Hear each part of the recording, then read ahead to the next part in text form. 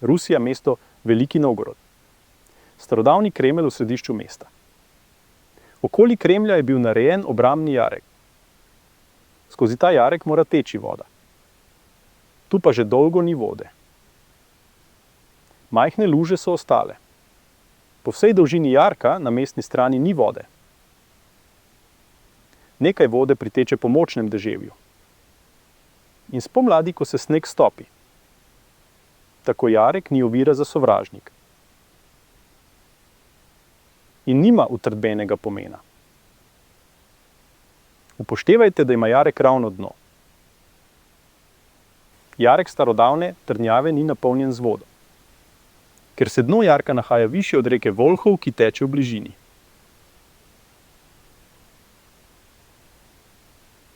Voda ne more napolniti jarka. Voda ne more teči navzgor. To je nivo dna trdnjavskega jarka. In tukaj je nivo vode v reki.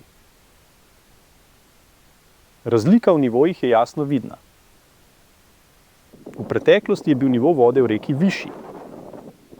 Voda je dosegla pobočje ob zidu trdnjave.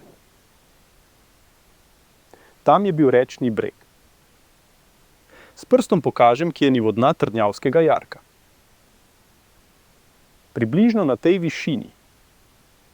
Tukaj je trenutni nivo vode. Razlika je približno 2 metra. Novgorodski Kremelj je prej stal ob robu vode. Tam je bila voda. Veliko višje kot v našem času. Celotno peščeno območje je bilo pod vodo. Pokazal vam bom z drugega zornega kota. Ta peščena plaža je bila prej dno reke. Tu je tekla voda. Voda je dosegla te loke, narejene v zidu trdnjave.